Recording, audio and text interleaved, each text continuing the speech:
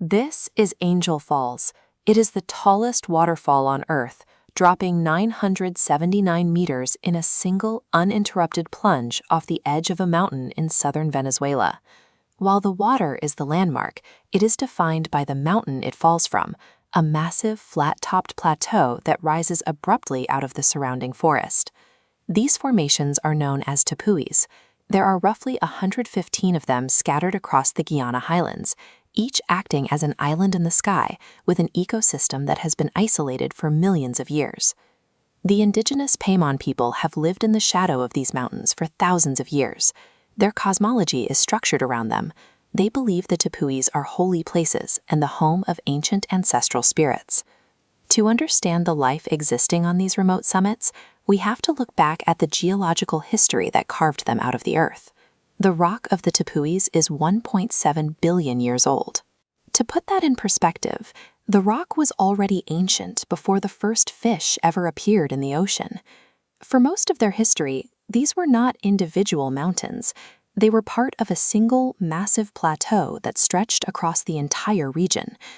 Over millions of years, rainfall and rivers wore away the softer stone. Through a process called differential erosion, the landscape was dismembered, leaving only the most resistant quartzite sections standing as isolated pillars. The tepuis are not mountains that were pushed up by tectonic plates. They are the remnants of a landscape that was carved away around them.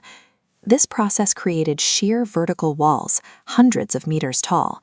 They are smooth and overhanging in places, offering no path for ground-dwelling organisms to travel between the jungle floor and the summit. This geological subtraction essentially built a biological prison, completely severing the mountaintops from the world below. Breaking through the cloud layer reveals the summit, a landscape of black rock and pools of dark, acidic water that feels like another planet. This is altitude isolation. Just like the Galapagos, these plateaus produce distinct species because they are cut off from the rest of the world. Here, the sheer cliffs replace the sea as the barrier to migration. The environment is exceptionally harsh.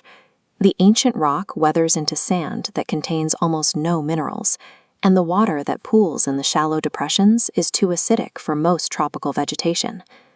Because normal jungle plants cannot survive in this nutrient-poor soil, the life that remains has developed highly specialized survival strategies. Plants like sundews, pitcher plants, and bladderworts have become carnivorous. They trap and digest insects to extract the nitrogen and phosphorus the ground cannot provide. This isolation affects animals as well. On the summit of Mount Roraima, you can find the Roraima bush toad, a species that has lived here so long it has become entirely distinct from lowland relatives. This toad has lost the ability to hop effectively on the rocky surface. Instead, when threatened, it curls into a ball and rolls away. After millions of years of separation, these summits have become biological communities that operate with their own unique set of survival behaviors.